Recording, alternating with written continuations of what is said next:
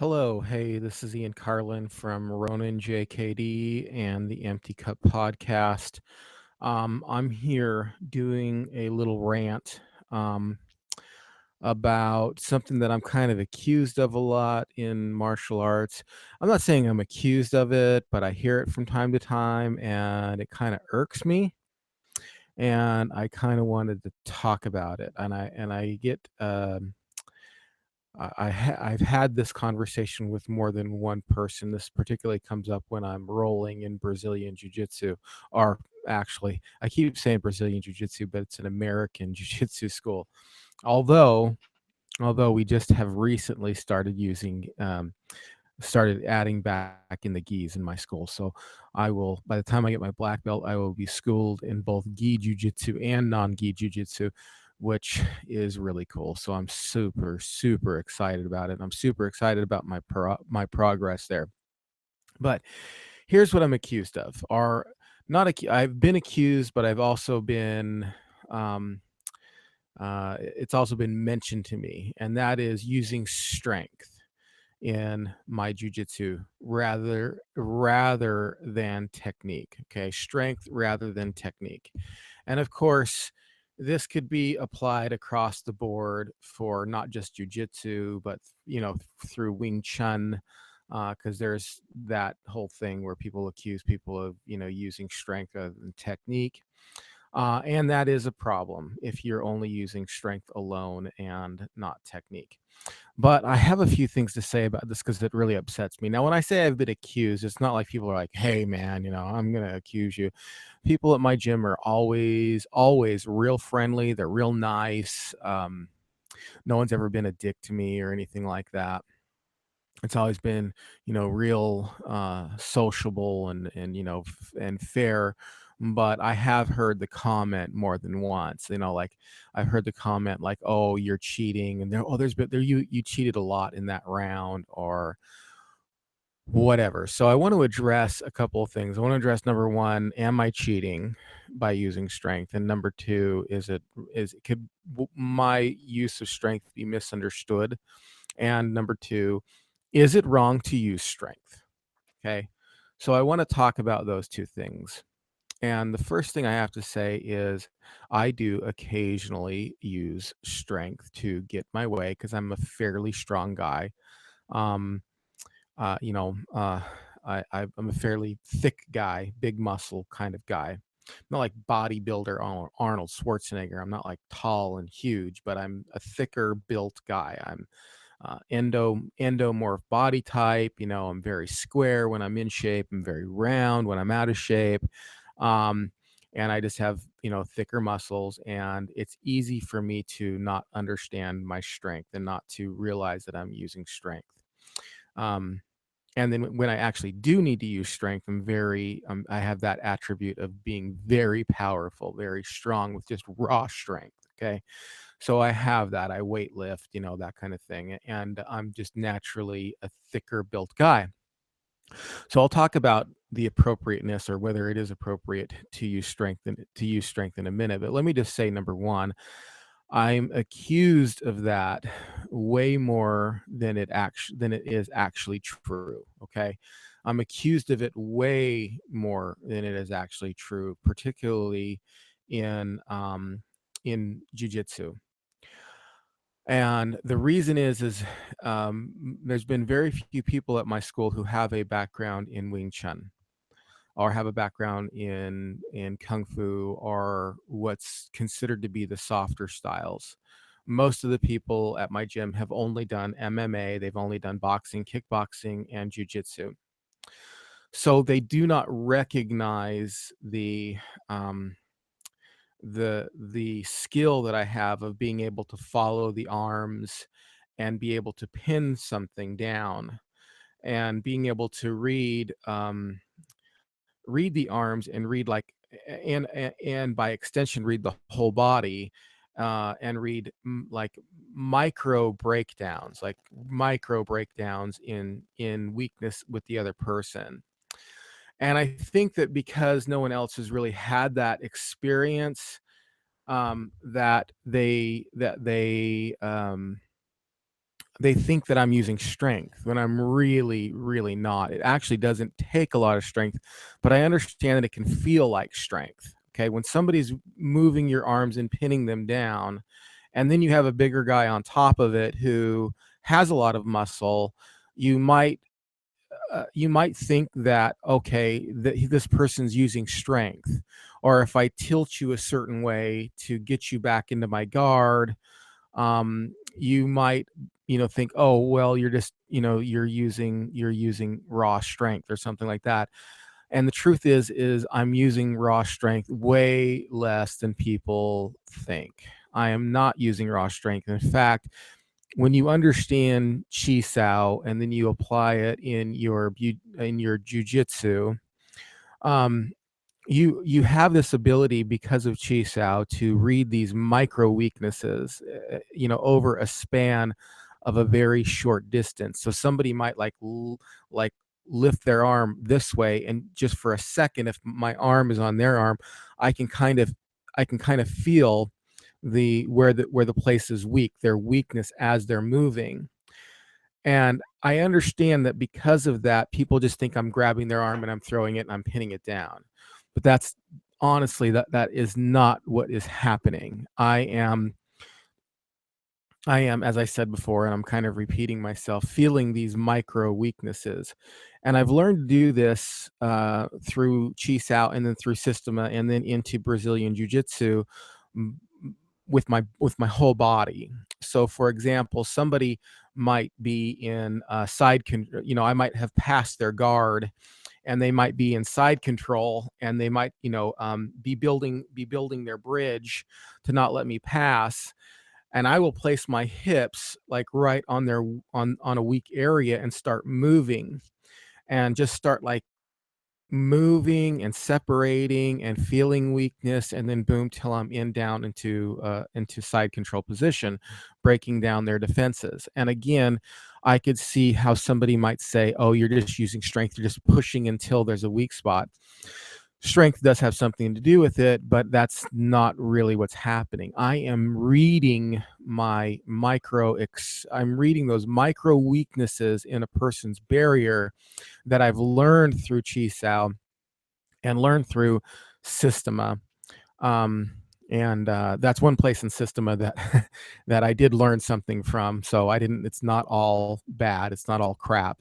It's mostly bad, and I'll talk about Systema maybe in a later video. But I just wanted to make that quick caveat so nobody thinks, oh, he loves Systema or something like that. No, but I have learned from that Systema movement to find weaknesses in people's defenses. So I'm able to follow with the whole body, and not just follow the whole body through the hands, but I'm able to follow the whole body through other body parts. Um, so I understand that people might think that's strength. That's not. Now, have I ever used strength? Absolutely. I have bench pressed smaller people off of me when they get inside control. And I have used strength to do some things. The other night, I there was a person who was kind of inside control, and he was like partly in my guard, and I used a little bit of strength to kind of push him into my guard. Now I have to ask the question: is this wrong? Because kind of people look at it and go, "Well, you're using strength." No, now listen. If you're using strength alone, maybe that's a problem. You need technique. But strength is an attribute, just like speed or nimbleness or flexibility or anything else. So if I was like rolling with somebody, and I roll with people who are like really fast, they just fast people. I have to develop my speed, but there's some people who are naturally fast, and they're the real thin type, and they can naturally put an arm bar on real quick. And would it be okay for me to say, you're not using technique, you're using your speed? That's just speed you're using. You're not using your technique, you're using speed. Nobody would go, well, what's the problem? Now, if he just used speed and wasn't able to lock me out because the person had a bad technique, well, then yeah, of course, his speed would be useless or bad. That type of thing would need to be worked on through technique. But you wouldn't accuse anybody of not playing fair because they used types of other types of attributes like speed. Okay. You wouldn't accuse anybody of saying, like, if I was boxing with somebody, and let's say I'm boxing somebody, or just, fighting, sparring, and I use a big amount of strength that I have to hit a person in the sternum, and then, oh, they're done. People might come along and it's like, well, you're just using brute strength, you're not using technique. Okay, that might be true, but that's not always true with me. It's normally not. I use strength and technique because strength is an attribute that I possess. I wouldn't accuse somebody else. Maybe they even have a bad technique, but they're real fast and they're getting shots in on me. Nobody would go, oh, you know what?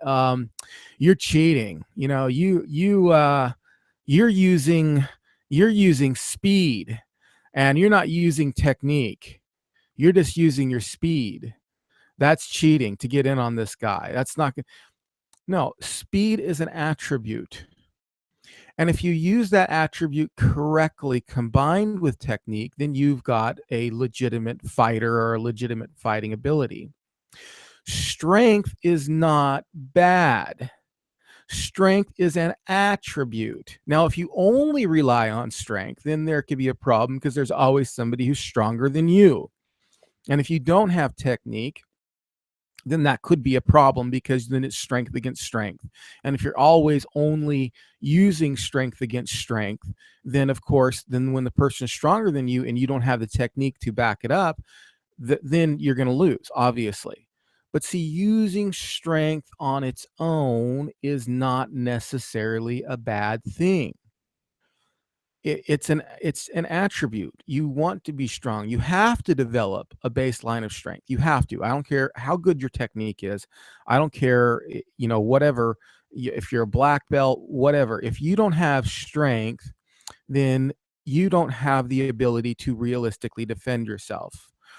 Adam Chan talked about this in the women's self-defense thing. If you look that up, great video. The women's self-defense, Adam Chan, that video is awesome.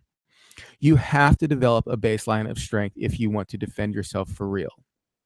Now, that doesn't mean you have to be the strongest person, but you look at somebody who, like, say, is one of those 10-year-old black belts and a 30-year-old man. Okay, it doesn't matter how many techniques he has. It doesn't matter. Because the 30-year-old man may never train a day in his life, he's going to beat this kid. That's all there is to it. Strength matters. He also said, if you threw me into a place with a bear, into like a bear, it doesn't matter how many techniques I have. The bear's stronger than me. The bear's going to win. That's all there is to it. The bear is going to win because there's strength. It's an attribute that you need to develop. Now, again, you can't rely on it totally. Because there's always somebody stronger than you and you need technique. But you have to have some baseline of strength. If you only have technique and you don't have strength, any strength at all, or very, very, very low amount of strength, you won't win.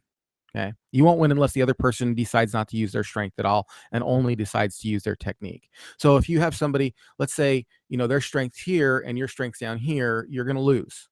That's all there is to it. Now, if their strength's up here and your strength's here, then yes, technique can put you over the top.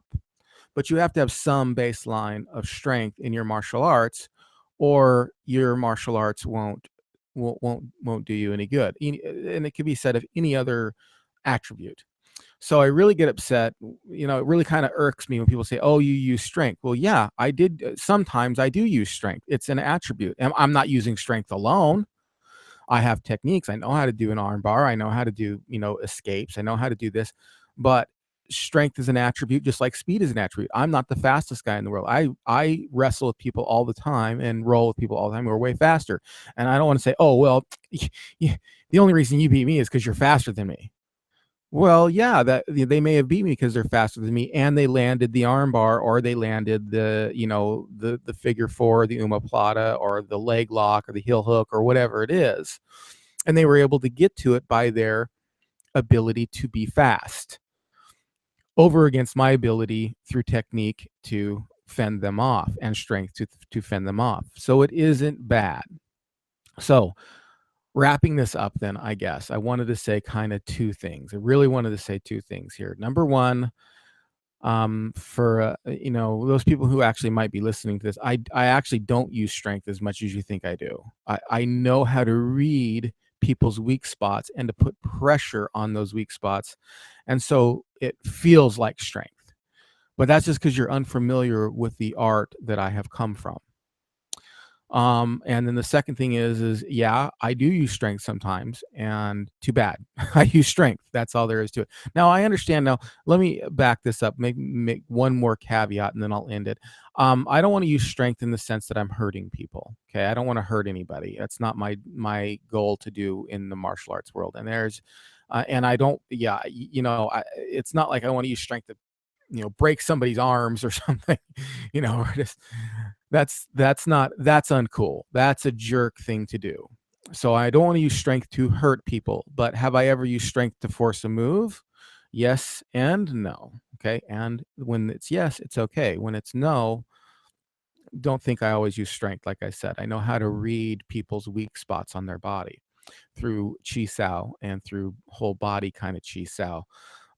Anyway, that's all I had to say today, and I hope this helped you understand that if you use strength, you're not always doing a bad thing. Thanks a lot. Please don't forget to subscribe to my channel, and please go to iTunes and listen to the Empty Cup podcast. We'll see you later.